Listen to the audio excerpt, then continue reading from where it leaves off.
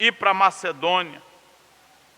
O propósito de Paulo era ir para a Ásia e ali iniciar um grande trabalho e ali semear a palavra. Mas à noite ele tem este sonho que lhe redireciona. E quando eu leio essa passagem, o meu coração, ele ferve, porque aqui nós vemos, irmãos, um homem que, se nós olharmos a história dele, o maior escritor do Novo Testamento, o maior missionário de sua época, o maior plantador de igrejas. Este homem, ele tem uma bagagem, ele tem uma história, mas quando chega no capítulo 16 e o verso de número 9, ele nos traz uma lição. E qual é a lição que eu aprendo aqui? É que independente da nossa posição, independente da onde o Senhor nos coloca, nós precisamos, em todos os momentos, ser submisso à direção do Espírito Santo de Deus. Muitas vezes, nós temos planos, e Salomão vai dizer que do homem é a preparação do coração, do homem é os projetos, do homem está o planejar, o arquitetar, mas é do Senhor que vem a resposta para aquele que teme a Deus.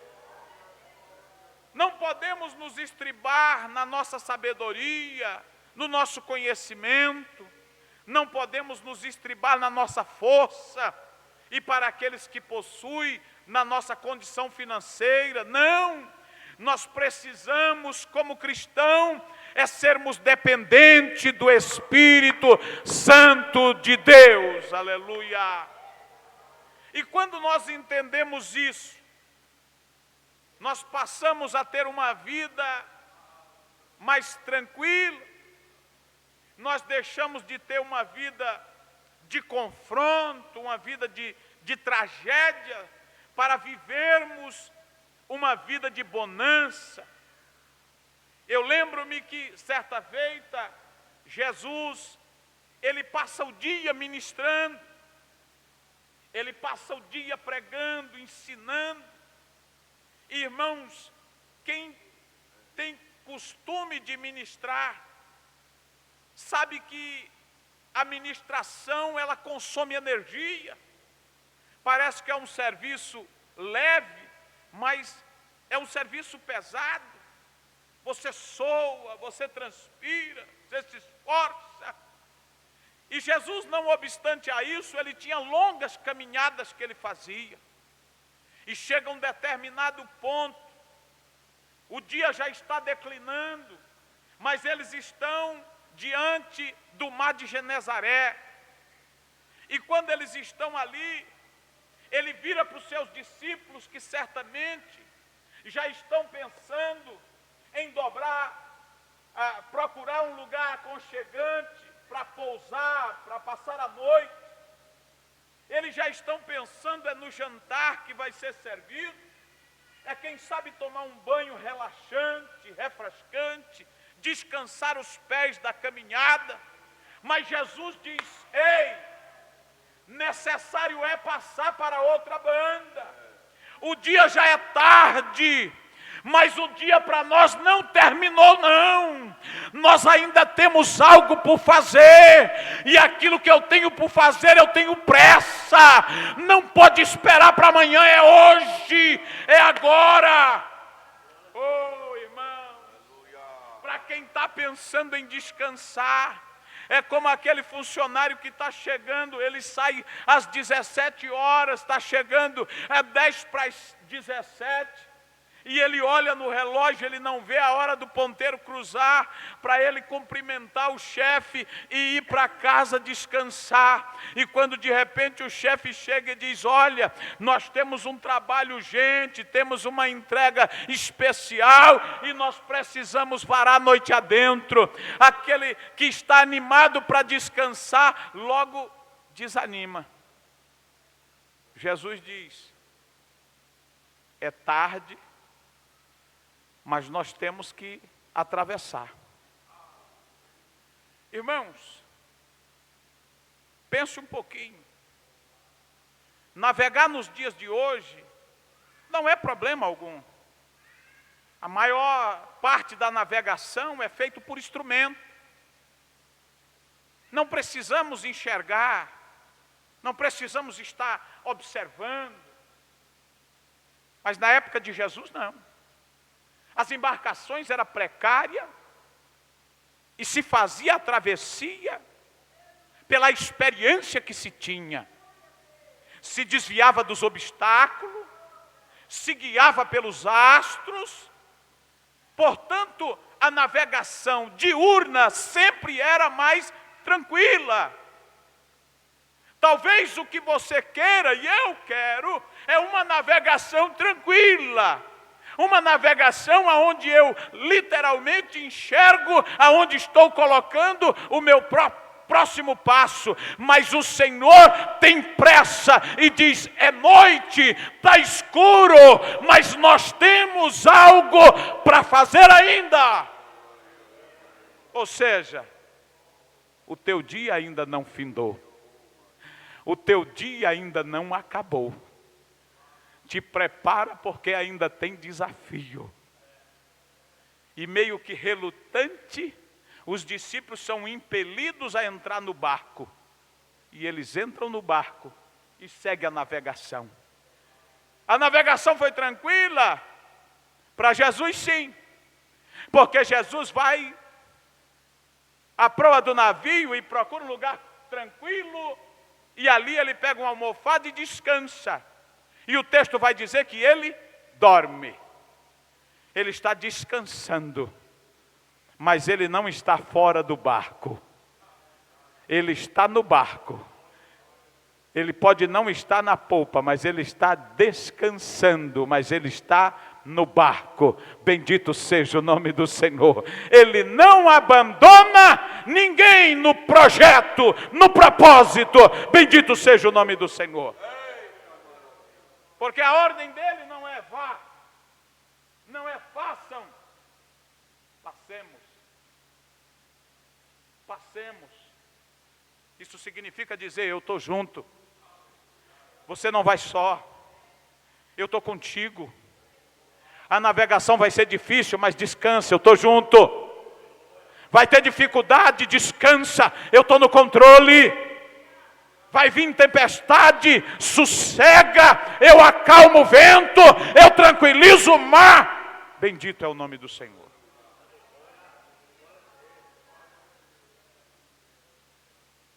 E a trajetória, os irmãos já sabem o que acontece. Quem está lá da outra ponta que ele precisa socorrer? Lá tem um gadareno, completamente endemoniado. Não tem cadeias na terra que sustente ele. Ele não mora mais em casa, ele mora nos sepulcros. Ele habita nas cavernas.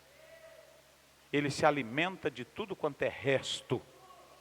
Roupa não sustenta no corpo dele. O demônio tomou conta daquela situação. Mas tem uma coisa: Jesus vem vindo aí e vem com pressa. Jesus vem vindo aí e vem com pressa. Eu não sei qual é a situação que você está vivendo lá. Eu não sei qual é a situação que tem lá do outro lado. Mas uma coisa, o Espírito Santo de Deus me autoriza a dizer pela palavra: o Senhor Jesus vem vindo aí e vem com pressa. Bendito seja o nome do Senhor. E quando ele chega, não há demônio, não há força do inferno, não há enfermidade, não há poder das trevas que não caia por terra, porque ele é Deus.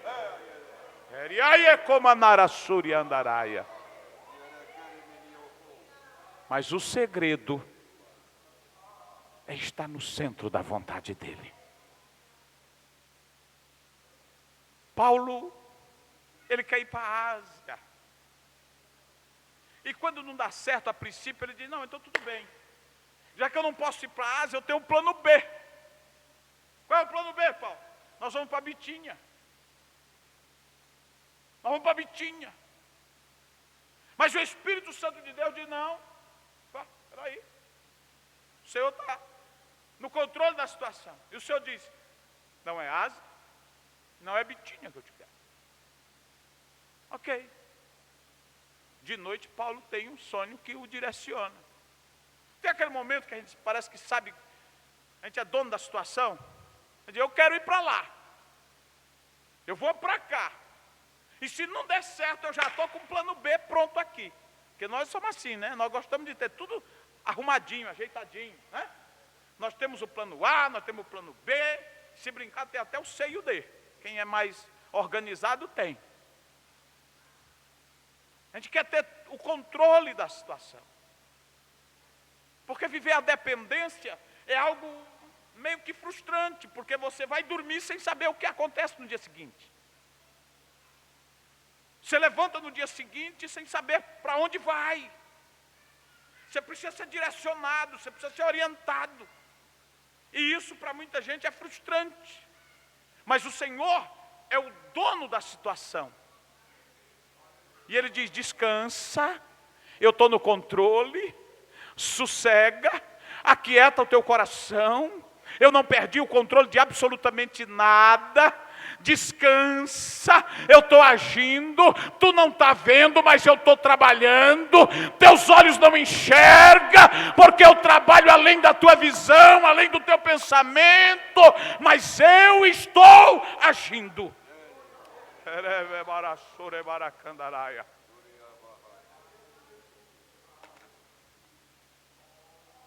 Aleluia. Vou para a Ásia. Se não der certo, eu vou para Bitínia. Mas à noite, ele tem uma revelação. E a revelação é clara. A revelação é categórica. A revelação não deixa dúvida. Porque o Senhor não habita no meio da confusão. Onde tem dúvida, Ele não. Deus, quando direciona, Ele direciona com certeza. Ele direciona com propriedade.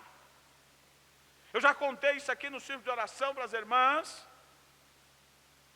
que eu trabalhei durante 25 anos numa empresa como CLT, entrei como serviços gerais e saí de lá gerenciando uma das unidades, fui gerente por mais de 10 anos, Deus me fez crescer naquela empresa, e saí de lá para tocar um projeto meu pessoal.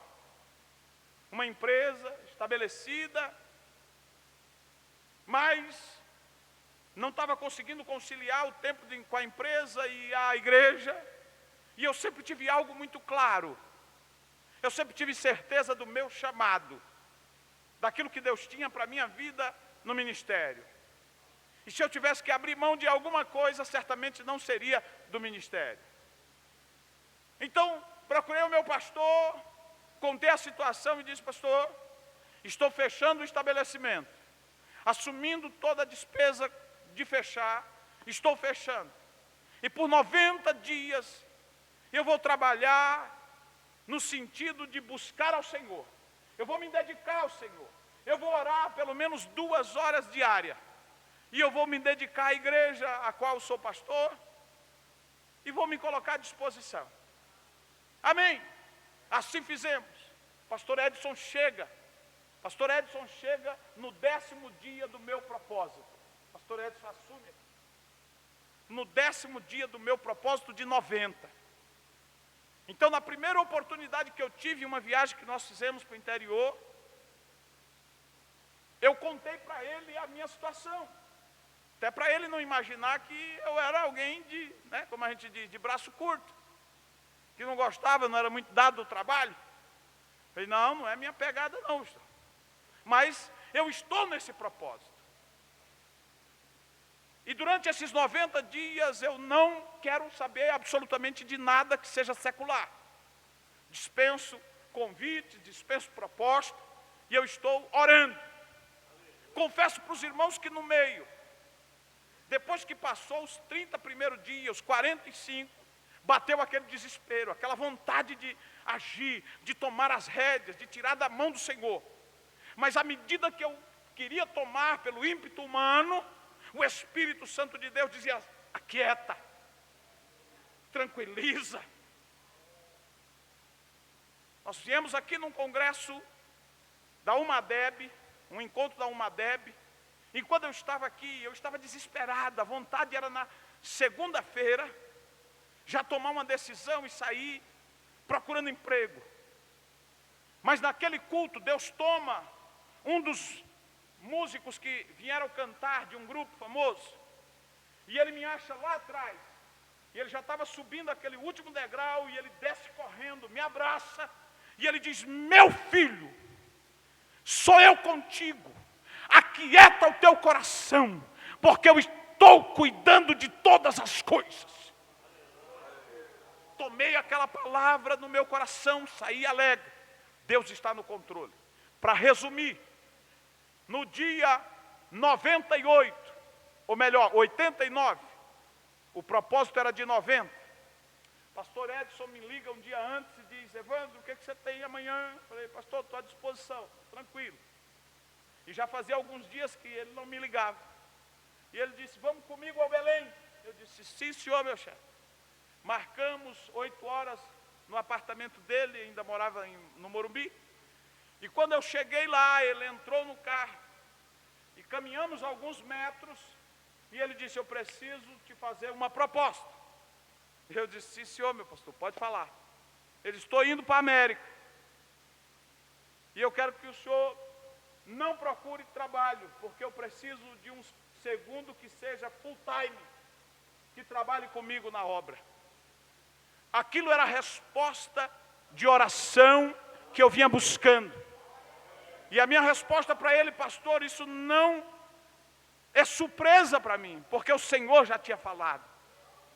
E cá estou eu, entendendo que o centro da vontade de Deus é o melhor lugar para se estar. Muito embora traga desconforto, muito embora traga situações às vezes que nós não entendemos, mas o céu está atento e não vai perder nem eu e nem você de vista.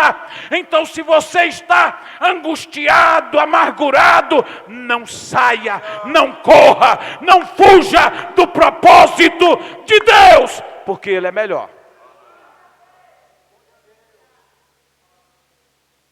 Paulo quer ir para a Ásia, plano B é ir para a Bitínia, mas o Senhor dá uma revelação clara. O Senhor dá uma revelação clara. É lá na Macedônia que eu te quero. Agora você vai entender por que Deus movimenta Paulo para ir para a Macedônia. O verso de número 13 diz assim: no dia de sábado, saímos fora das portas para a beira do rio. Para onde mesmo, irmãos? Para a beira do rio. Aonde julgávamos haver um lugar para nós orar. Paulo está procurando um lugar de oração. Um lugar tranquilo, sossegado, né? À beira do rio sempre tem, assim, normalmente um bosque, árvores altas, frondosas. E Paulo imaginou: lá vai estar tranquilo, lá vai estar sossegado. Nós vamos para lá e vamos orar, vamos buscar a Deus. Aleluia. Porque quem quer estar no centro da vontade de Deus não pode perder a ligação com o céu. Você não pode perder a ligação com o céu, porque é de lá que vem o direcionamento, viu? É de lá que vem a resposta, é de lá que vem as coordenadas. Aleluia, não é da terra, é do céu. Tem muita gente preocupado em fazer média, tem muita gente preocupado em aparecer, em demonstrar que em demonstrar que tem. Não, ei, melhora a comunicação com o céu, porque é de lá, é de lá, é de lá que vem resposta e direcionamento.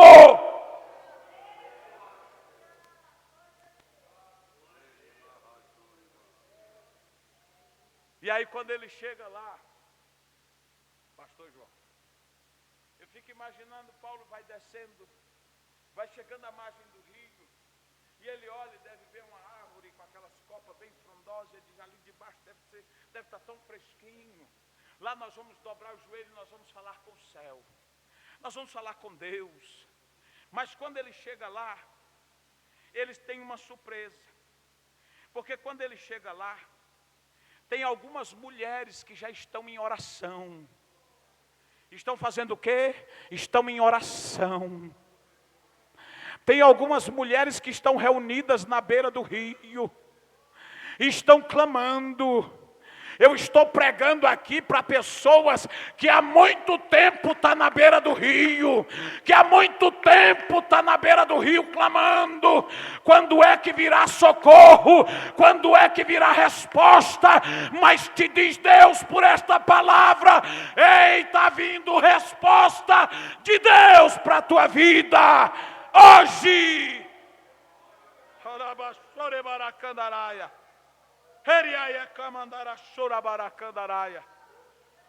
Aleluia. Quando a gente fala com papai, papai manda recurso de longe. Às vezes, pastor Edson, a gente faz os projetos e pensa, vai vir recurso dali. Porque você mais ou menos, né? Deus vai usar fulano. Vai. Ele vai ver. E Deus movimenta. Deus movimenta. Deus mexe. Deus traz quem está lá do outro lado. Deus levanta quem está lá na outra ponta. Para trazer socorro. Porque Ele é socorro presente na minha e na tua vida. Então descansa no Senhor. Melhor lugar para se estar é o centro da vontade de Deus. Não se preocupe. Pode até parecer que teu dia está chegando ao fim, mas não está não. Ainda tem muito por fazer. Ainda tem muito por fazer. Passemos para outra margem. Sempre tem alguém que precisa de socorro. E Deus sempre vai se fazer utilizar de indivíduos que estão no centro da vontade dEle. Então se disponha, se coloque na posição. Deus vai sempre contar contigo para socorrer alguém. Seja alguém que está lá, escravizado, endemoniado, que precisa de uma oração com mãos estendidas, ou seja, alguém que está na beira do rio clamando e dizendo, manda socorro, eu preciso de socorro, manda reforço, manda ajuda do céu. Elas não conheciam ainda a palavra, elas não conheciam Jesus que transforma, mas vem Paulo aí munido, vem Paulo aí para ensinar, vem Paulo aí para pregar o evangelho que transforma, o evangelho que muda a vida, como mudou do Rafael, como mudou a minha, como mudou a sua. O evangelho precisa ser anunciado. E vem reforço. Pastor Edson, Deus está mandando reforço. Por esta palavra o Espírito de Deus me faz entender que está vindo reforço. Deus está movimentando terra e céu, e aquele que está no centro da vontade, Deus está dizendo, passa lá, ajuda.